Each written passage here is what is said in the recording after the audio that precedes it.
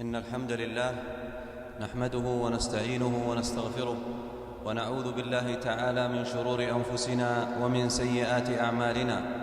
من يهده الله فلا مضل له ومن يضلل فلا هادي له، وأشهد أن لا إله إلا الله وحده لا شريك له، وأشهد أن محمدًا عبده ورسوله صلى الله عليه وعلى آله وأصحابه ومن تبعهم بإحسان إلى يوم الدين وسلم تسليمًا كثيرًا.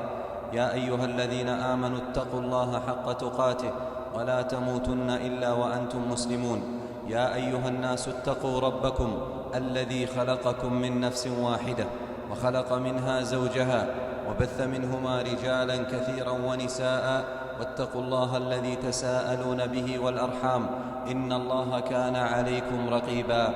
يا أيها الذين آمنوا اتقوا الله وقولوا قولا سديدا يصلح لكم أعمالكم ويغفر لكم ذنوبكم، ومن يطع الله ورسوله فقد فاز فوزا عظيما. أما بعد، عباد الله، يقول الله تعالى: ألم تر كيف ضرب الله مثلا كلمة طيبة كشجرة طيبة أصلها ثابت وفرعها في السماء تؤتي أكلها كل حين بإذن ربها ويضرب الله الأمثال للناس لعلهم يتذكرون. أيها الإخوة المسلمون، إن الكلمة الطيبة هي عنوان المتكلم ودليله ولباسه الساتر وجماله الظاهر وعطره الفواح ومفتاحه إلى القلوب والأرواح وسفيره الذي يصعد إلى السماء ليجد به أحسن الجزاء. قال الله تعالى: إليه يصعد الكلم الطيب والعمل الصالح يرفعه. والكلمة الطيبة أيها المباركون تكشف مكنون صاحبها وتبين رجاحة عقله وصفاء قلبه. قال الشاعر: وزن الكلام إذا نطقت فإنما يبدي عقول ذوي العقول المنطق. وزن الكلام إذا نطقت فإنما يبدي عقول ذوي العقول المنطق. أيها الإخوة في الله، إن الكلمة الطيبة هي الألفاظ الحسنة التي يخرجها الإنسان وتحمل معها الخير، تحمل معها النفع للناس، وتخرج وهي بريئة، تخرج من صاحبها وهي بريئة من الفحش والبذاءة، بريئة من الإضرار والإيذاء، بريئة من الشتم والاستهزاء. نعم، هي بريئة من كل هذا لأنها طيبة.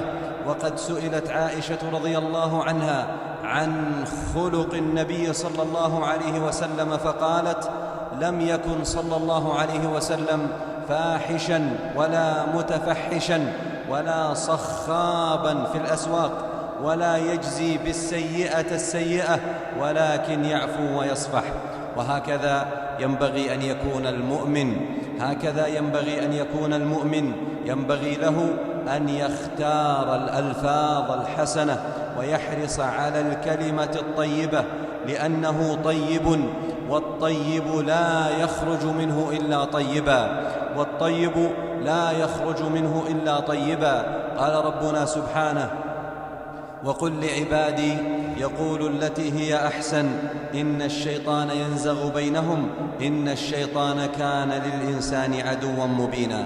هذه الآية عباد الله، هذه الآية تحثنا على اختيار أحسن ما لدينا من الكلمات والعبارات. هذه الآية تحثنا على اختيار أحسن ما لدينا من الكلمات والعبارات. ويجب على المسلم أن يتدرب، أن يتمرن، أن يتعود على اختيار ألفاظه وانتقاء كلماته. أيها الكرام، إن صاحب النفس الطيبة لا تضيق عليه الألفاظ الطيبة فيلجأ إلى القول السيء، لا والله، بل عنده من الجمل النظيفة الطيبة والعبارات الجميلة الشيء الكثير، فيستطيع أن يخاطب الناس ويتحدث إليهم دون أن يجرح أحدا أو يسيء إلى أحد، لأنه يعلم أنه محاسب على كلامه ومسؤول عن ألفاظه. وهذه صفة المسلم. قال صلى الله عليه وسلم: المسلم من سلم المسلمون من لسانه ويده. وإن طيب الكلام يا عباد الله، إن طيب الكلام من أسباب دخول الجنة، وما أعظمه من ثواب. قال صلى الله عليه وسلم: إن في الجنة غرفا يرى ظاهرها من باطنها وباطنها من ظاهرها. قيل: لمن هي يا رسول الله؟ قال: لمن أطاب الكلام، لمن أطاب الكلام وأطعم الطعام وبات قائما والناس نيام. والكلمة الطيبة يا إخواني، الكلمة الطيبة هي جواز سفر إلى القلوب، جواز سفر إلى القلوب تهش لها الأسماع وتسر بها النفوس وتنشرح لها الصدور. الكلمة الطيبة تجمع ولا تفرق، الكلمة الطيبة تقوي الروابط وتلم الشمل، الكلمة الطيبة تحببك إلى الناس وتحببك إلى الله، وهي صدقة من الصدقات التي ينتفع بها صاحبها يوم القيامة. قال صلى الله عليه وسلم: والكلمة الطيبة صدقة. وعن عدي بن حاتم الطائي رضي الله عنه قال: قام النبي صلى الله عليه وسلم فقال: اتقوا النار، ثم أعرض بوجهه وأشاح حتى رأينا أنه يرى النار، ثم قال: اتقوا النار ولو بشق تمرة، فإن لم تجدوا فبكلمة طيبة. لا خيل عندك تهديها ولا مال، فليسعد النطق إن لم يسعد الحال. أسأل الله تعالى كما حسن خلقنا أن يحسن أخلاقنا، أسأل الله تعالى أن يحسن أخلاقنا وأن يحفظ ألسنتنا من البذاءة والفحش ورديء الكلام وساقطه، وأن يرطب ألسنتنا بذكره، إنه سميع مجيب. أقول قولي هذا وأستغفر الله لي ولكم ولسائر المسلمين من كل ذنب وخطيئة، فاستغفروه إنه هو الغفور الرحيم.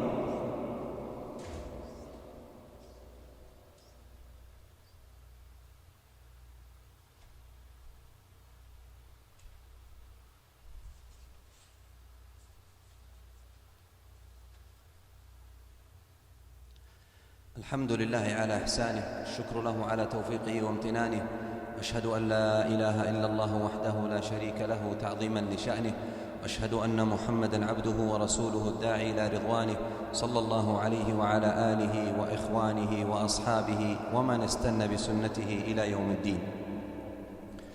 أما بعد، أيها الإخوة الكرام، الكلمة الطيبة هي بوابة لكل خير، هي بوابة لكل خير، ولها آثارها العاجلة والآجلة على صاحبها وعلى من يسمعها.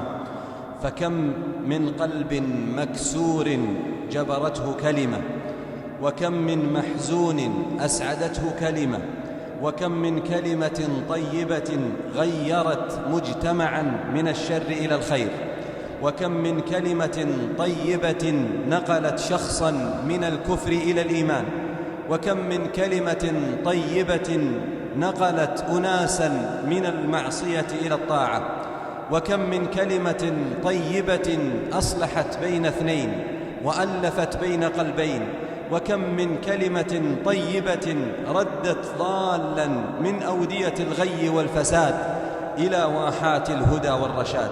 والكلمة الطيبة تجعل لصاحبها محبة بين الناس ومكانة في قلوبهم، وترفع من شأن صاحبها وتقربه إلى الله وتقربه إلى الناس أيضا. وهي فوق هذا كله من أعظم الأسباب المنجية من النار، وتوجب لصاحبها دخول الجنة. فعن أبي هريرة رضي الله عنه قال: قيل للنبي صلى الله عليه وسلم: يا رسول الله، إن فلانة تقوم الليل وتصوم النهار وتفعل وتتصدق وتؤذي جيرانها بلسانها. فقال رسول الله صلى الله عليه وسلم: لا خير فيها، هي في النار.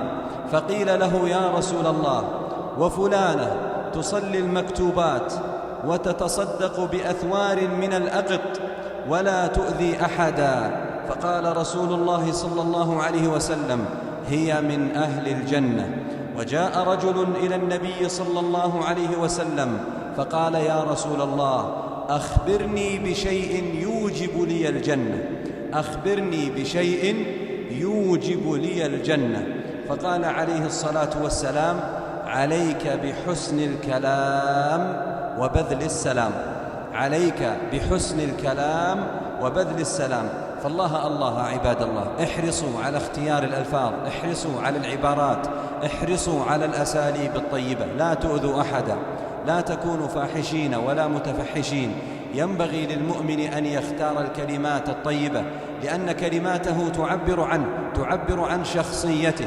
ينبغي له أن يتقرب إلى الله بهذا اللسان الذي أنعم الله به عليه. أسأل الله تعالى أن يصلح أعمالنا وأقوالنا، أسأل الله جل وعلا أن يصلح أعمالنا وأقوالنا، وأن يغفر لنا ما زلت به ألسنتنا، وأن يعصم ألسنتنا من الحرام، إنه سميع مجيب. أسأل الله سبحانه وتعالى أن يجعل جمعنا وإياكم مرحوما، وتفرقنا بعده معصوما، ولا يجعل فينا ولا معنا شقيا ولا محروما. أسأله سبحانه وتعالى أن يعيننا وإياكم على ذكره وشكره وحسن عبادته. اللهم إنا نسألك الجنة وما قرب إليها من قول وعمل، ونعوذ بك من النار وما قرب إليها من قول وعمل. اللهم اهدنا لأحسن الأخلاق، لا يهدي لأحسنها إلا أنت، واصرف عنا سيئها، لا يصرف عنا سيئها إلا أنت. اللهم اغفر ذنوب المستغفرين، واقض الدين عن المدينين، واشف مرضانا ومرضى المسلمين، وارحم أمواتنا وأموات المسلمين. اللهم إنا نسألك العفو والعافية في الدين والدنيا والآخرة يا رحمن يا رحيم.